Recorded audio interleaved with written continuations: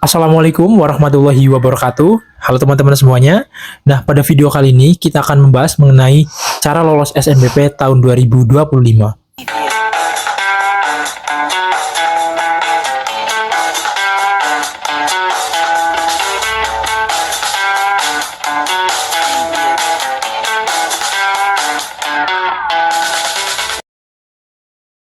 Oke teman-teman, sebelumnya saya ucapkan selamat bagi kalian yang dinyatakan eligible untuk mendaftar SNBP di tahun ini. Nah, bagi teman-teman yang belum berkesempatan untuk mendaftar di SNBP, teman-teman nanti bisa mendaftar di jalur lain, di jalur SNBT dan juga di jalur mandiri. Nah, sebelum kita membahas lebih lanjut terkait seleksi SNBP, pada dasarnya seleksi ini akan dibuka pada tanggal 4-18 Februari tahun 2025. Artinya kurang lebih 15 hari lagi seleksi SNBP akan dibuka. Nah, apakah dari teman-teman sudah mempersiapkan pilihan jurusan dan kampusnya? Nah, jika belum, teman-teman harus tonton video ini sampai akhir. Nah, dalam seleksi nasional berdasarkan prestasi, seperti kita ketahui, berdasarkan prestasi, tentu penilaiannya itu tidak menggunakan tes. Jadi menggunakan yang pertama adalah nilai raport dari semester 1 sampai dengan semester 5 di kelas 12. Kemudian yang kedua adalah nanti menggunakan sertifikat prestasi yang teman-teman miliki, karena sesuai dengan jalurnya adalah jalur prestasi. Kemudian yang ketiga nanti terkait faktor eksternal lain yang akan kita bahas.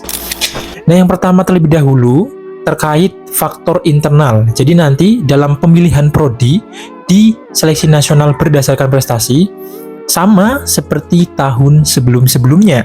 Untuk pemilihannya, yang pertama, teman-teman bisa memilih satu prodi di PTN manapun. Yang kedua, teman-teman bisa memilih satu prodi atau memilih dua prodi di satu PTN. Kemudian yang ketiga, teman-teman bisa memilih dua prodi di dua PTN yang berbeda dengan catatan salah satu PTN tersebut berasal dari provinsi yang sama dengan SMA atau SMK asal teman-teman. Nah, misalnya saja teman-teman itu berasal dari SMA yang berada di provinsi Jawa Tengah. Kemudian teman-teman ingin mendaftar di Universitas Gadjah Mada yang berasal dari Yogyakarta. Maka apabila teman-teman ingin mendaftar di yang berada di luar provinsi di UGM tersebut, teman-teman bisa memilih satu prodi ataupun teman-teman bisa memilih dua prodi di dua PTN karena UGM berada di luar provinsi Jawa Tengah. Jadi nanti teman-teman misalnya memilih pilihan pertama kedokteran UGM. Pilihan keduanya tentu harus berada di provinsi Jawa Tengah. Bisa di Universitas Diponegoro ataupun di Universitas Negeri Semarang dan PTN lain yang ada di provinsi Jawa Tengah. Oke, kita jadi clear ya teman-teman. Kemudian ada pertanyaan biasanya, peluang mana yang lebih tinggi dari tiga pemilihan jurusan tersebut? Apakah memilih satu jurusan saja selesai, atau apakah harus memilih dua prodi untuk memaksimalkan peluangnya? Nah, jadi teman-teman sebenarnya ada beberapa yang memang lolos di pilihan yang hanya memilih satu prodi, ada juga yang lolos di pilihan kedua. Karena nanti sistem seleksinya itu akan diseleksi terlebih dahulu di pilihan pertama. Apabila kuotanya sudah terpenuhi, nanti teman-teman akan diseleksi lagi di pilihan kedua jika teman-teman memilih di pilihan kedua. Artinya teman-teman bisa maksimalkan saja hingga di pilihan kedua. Seperti itu. Nah, kemudian peluangnya sama teman-teman, karena faktor lolos atau tidaknya di jalur SNBP ini tidak hanya berdasarkan pilihan jurusan. Jadi ada faktor lain yang menjadi pendukung. Nah, faktor apa saja itu? Yang pertama adalah nilai dari semester 1 sampai dengan semester 5 yang teman-teman peroleh.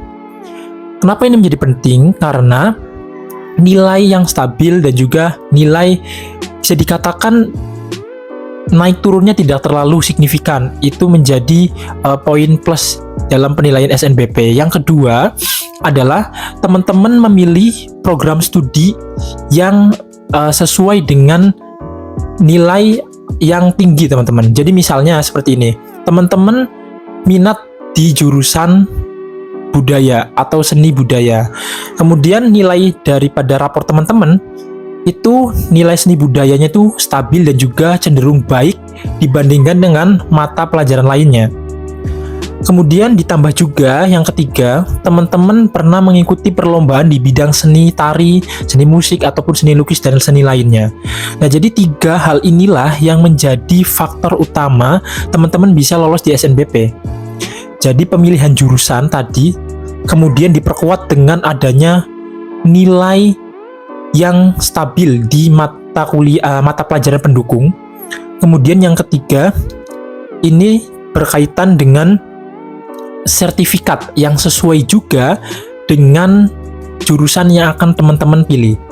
Nah, terkait mata pelajaran pendukung program studi di jalur SNBP, teman-teman silahkan nanti bisa mengecek saja di laman Kemdikbud nomor 345/M/tahun 2022. Nah, nanti di situ akan dijelaskan beberapa rumpun ilmu, ada humaniora, kemudian ada ilmu pengetahuan alam, ilmu pengetahuan sosial, matematika, dan lain sebagainya yang sekiranya itu relevan nanti dengan pilihan prodi teman-teman. Oke, jadi itu adalah faktor internal yang menjadi penentu kelolosan di SNBP ya, teman-teman. Nah, selain faktor internal, ada juga faktor eksternal lain. Karena kalau kita tahu, jalur SNBP ini tidak hanya sebatas nilai rapor dan prestasi.